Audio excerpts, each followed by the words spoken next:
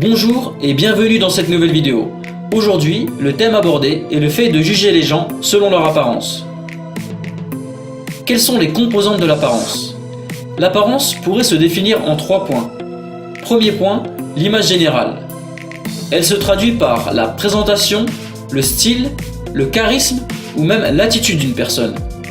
Deuxième point, les caractéristiques corporelles, parmi lesquelles on trouve la beauté, la corpulence, la coiffure ou même les traits du visage. Troisième point, le matériel, par exemple les vêtements, les accessoires, le véhicule ou le logement. Les interprétations faites à partir de l'apparence. À partir de l'apparence d'une personne, on pense pouvoir déterminer s'il s'agit d'une personne plutôt pauvre, appartenant à la classe moyenne ou avec une situation aisée. Il existe de nombreux styles d'apparence, tels que sportif, gothique, geek, hipster, rasta, bohème et bien d'autres. Tous ces moules préétablis sont autant de cases dans lesquelles nous n'hésitons pas à mettre les gens que l'on voit. En général, à une apparence, on fait correspondre des traits de personnalité. Ainsi, les geeks sont considérés comme des gens timides et peu sociables. Les sportifs sont vus comme des personnes qui utilisent leurs muscles plutôt que leur cerveau. Les rastas sont vus comme des personnes qui manquent d'hygiène.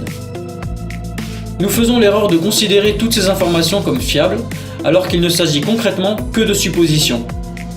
L'apparence peut être trompeuse.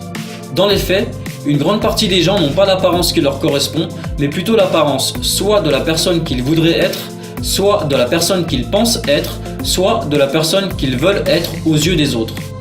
De plus, à cause de l'importance donnée à l'apparence, beaucoup de personnes se concentrent sur leur image extérieure et délaissent leur fond intérieur. En conclusion, dans notre société, nous pensons que l'analyse de l'apparence d'une personne nous permet de se faire une idée sur son niveau social et même sa personnalité. Cependant, chacun peut renvoyer une image faussée en jouant, volontairement ou non, sur son apparence. Il semble donc incorrect de se limiter à juger l'apparence pour se faire un avis sur une personne. J'espère que cette vidéo contribuera à mieux comprendre pourquoi il est préférable de ne pas juger les gens sur leur apparence et je vous remercie pour votre attention. A bientôt pour une prochaine vidéo.